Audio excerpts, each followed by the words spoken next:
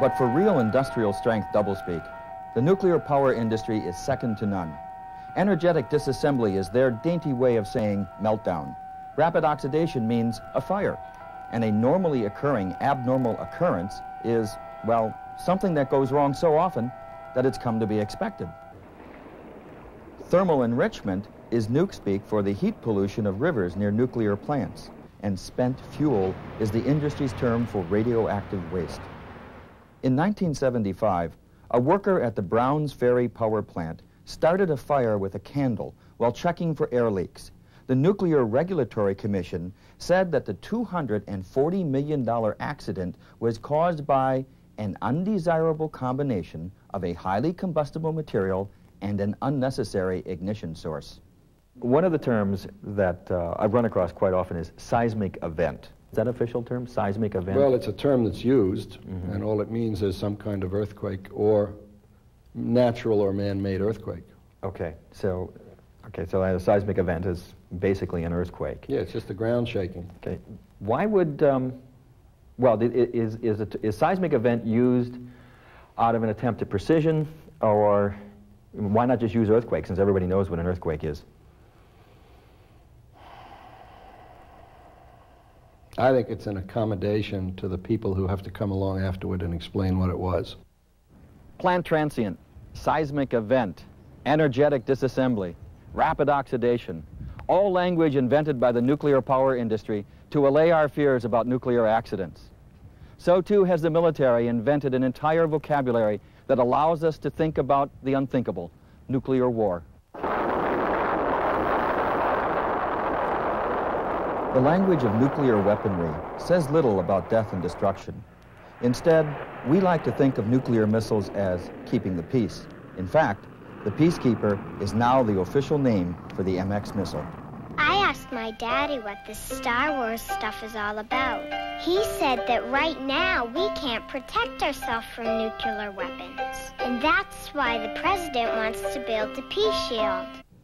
The word bomb has been forsaken for nuclear warhead or nuclear device, or a very large, potentially disruptive re-entry vehicle, as an Air Force commander once called the Titan II missile. And the row of 24 nuclear missiles aboard the Trident submarine is what officials call a Christmas tree farm. Conventional warfare has long had its own vocabulary for distancing people from death and destruction. In Vietnam, the Air Force discarded the term bombing for the neutral term air support. Incontinent ordnance was the military's term for bombs which fell on villages, killing civilians, women, and children. Defoliation, the poisoning of vegetation in the Vietnamese countryside, was part of what the Army called its Resources Control Program.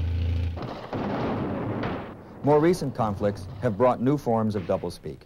The Reagan administration described the U.S. invasion of Grenada in 1983 as a pre-dawn vertical insertion, and there was an echo of Orwell's War is Peace. Caribbean peace forces are presently consolidating their positions. The Pentagon called our 1983 mission in Lebanon, in which 216 Marines were killed, a presence mission. We wanted to take out specific targets with very little collateral damage.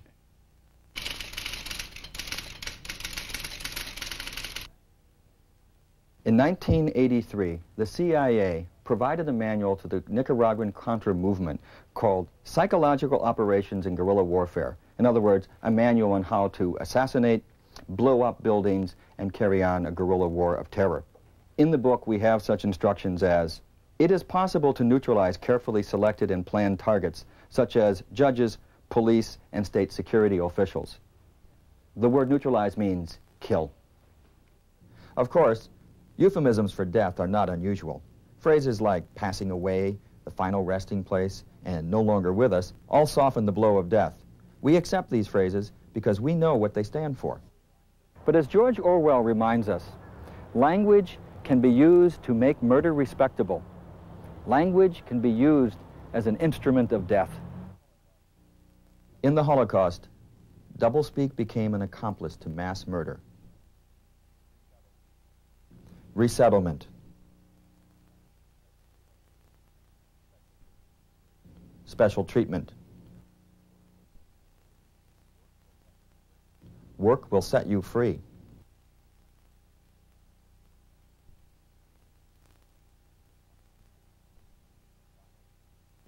The final solution.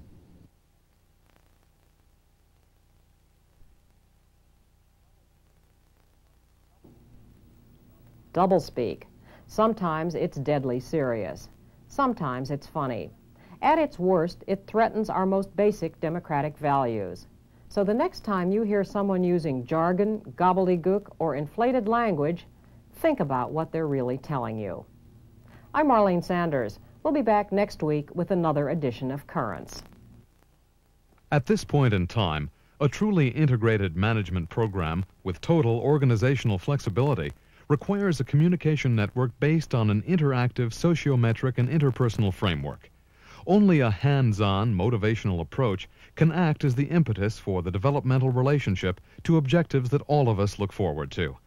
I'm often asked whether such a results-oriented approach is really feasible in the current environment. I can only say, by way of clarification, that in the long run, these methods of problem-solving are backed up by extensive troubleshooting procedures, and it is only through them and with them that we can hope to implement the optional third-generation hardware which will allow responsive policy programming. Thank you, and good night.